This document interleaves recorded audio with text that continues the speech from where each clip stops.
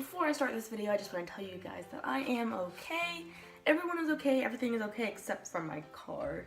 I'm not wearing any makeup, so if I look particularly dead this video, that's why. Good morning, afternoon, and evening, my friends. My name is Abby, and today I am here to tell you a fun story about fun times, about great expectations. This video is already off to an interesting start. On Thursday, I was in a car crash. I was driving the car. So I'm gonna tell you the story about how I crashed my car.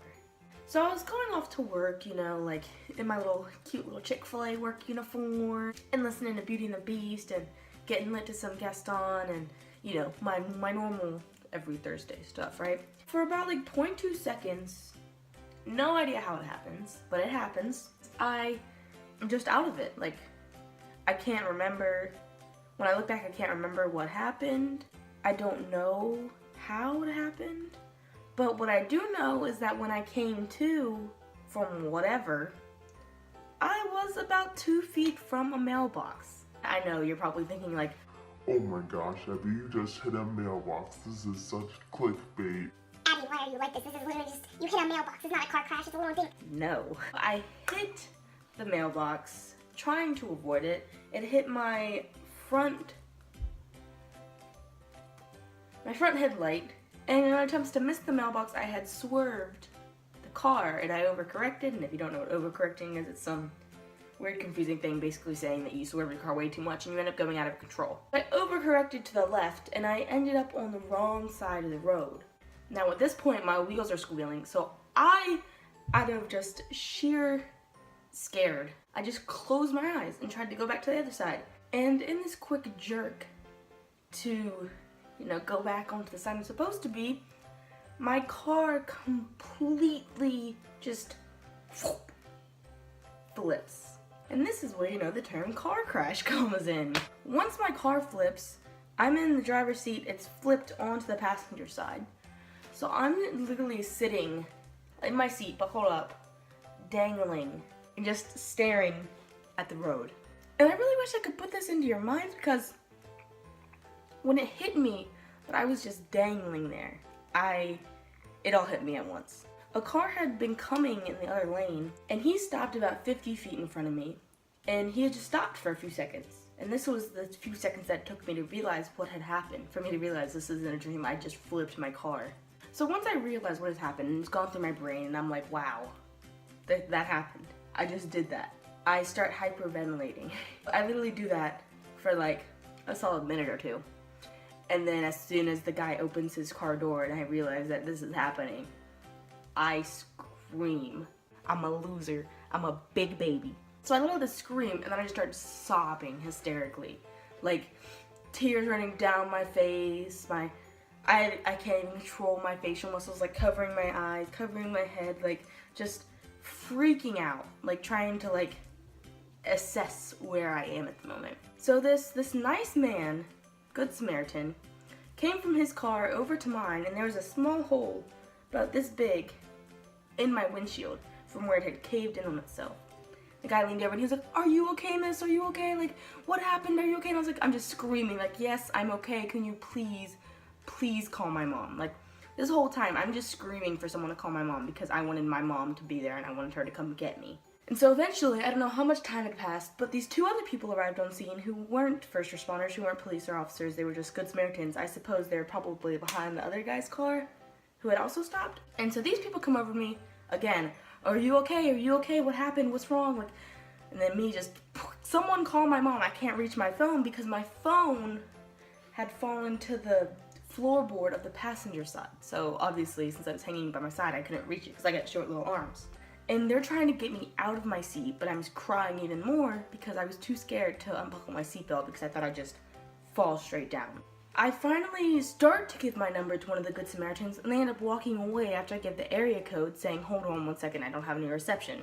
While this one guy's trying to get reception from his phone to call my mom, the other responders come in, the first responders, the ambulance and the police officers, they're there, and the police officer ends up making me put my knee against my my steering wheel, and gripping as tight as I possibly can with his hand while I have my knee pushed up against the wheel as well. And they take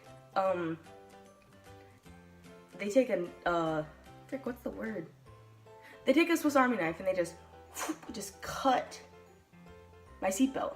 And so I just like all of a sudden feel it's like this sudden, because I was literally just being held by my seatbelt. Like nothing else was holding me up. And so by the time they let go of my seatbelt, I'm still gripping on the wheel. My knuckles are white because I'm gripping so hard. I get one leg out and I step down to where my passenger window used to be. Now there is a lack of a passenger window. So I end up just standing there in where my passenger window was, talking to the police, screaming. I wasn't screaming at this point. I was just sobbing. I was still emotional. I didn't know like what to do. I didn't know how my mom was gonna react. I didn't know how anyone was gonna react. I didn't know how I was physically or any of that. I didn't know what was gonna happen. I'm standing here. I just want to get out of this car. It's hot. It was about 80 degrees outside. I was in my work uniform, which is long black pants and a polyester shirt. And so I was drenched in sweat. I was sweating so much. I was right under the sun, and he was like, the police officer asked me even, like, do you have a hat in the car? Like, can you cover up? It's hot. You're probably like overheating. And I was like, no, I don't. I just want to get out of this car. Like at that point, I was like, I just want to get out. And so eventually the fire trucks got to the scene, and they had this weird like contraption that they put up against my car, and it stabilized it because my car was kind of teetering since it was on its side. And so once they stabilized my car, they ended up like putting a white blanket over my entire body. And when this went over my body, I heard just like a saw, and they're like, it's okay, don't be scared, we're gonna get you out, it's okay. And as I heard the saw, I like started hyperventilating again, and I almost started, well, I was already crying, but I started crying harder because I was just scared. I was a 17-year-old child who just like basically almost died. Like, it was scary. It was scary. I remember thinking that once I heard my tire squeal as I was getting on the road, I literally thought like I'm about to die. And so eventually they cut out my windshield, and I crawled out through my windshield. And they took me to the ambulance, checked on my vitals, nothing wrong with me. No scrapes, no bruises, no cuts, no anything. No whiplash, no concussion, nothing. I had just flipped my car onto its side, and I was 100% okay. There was nothing absolutely wrong with me. So my parents arrived on scene, which of course made me cry harder, because I had to eventually call my mom, and that was hard for me to do, because just even a few years ago, my sister got into a car crash too, and I was in my mom's car, so I felt terrible, like I just ruined her car. And so my mom and my stepdad arrived on scene, and they came into the ambulance and sat with me, and I was like crying. I was like, I'm so sorry. I'm sorry I ruined your car. I'm sorry for this and that and all that. And so we sit there for a while and, you know, like let everything collect, get insurance and all that stuff.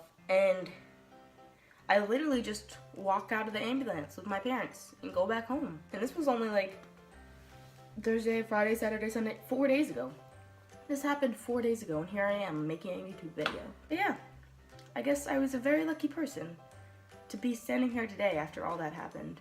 Also, this video is going to be a PSA for you to please always wear your seatbelt when you get in a car, because if I weren't wearing my seatbelt, I probably wouldn't be here right now. But if you're driving, put your seatbelt on. Make sure everyone else in the car has their seatbelt on. If you're riding in the car, please put on your seatbelt, because you never know. Car crashes are things where you always think they're never going to happen to you, but when they happen to you, you're really glad you took those safety precautions. So please wear your seatbelt. Anyways, thank you guys so much for watching this video, and if you enjoyed it, please leave a like down below and subscribe if you haven't yet. And I want you to comment and tell me, what is the scariest thing you have been through? For me now, it's definitely that car crash. It's probably one of the scariest things for me. Alright, thank you guys so much, and I will see you next Saturday. Bye!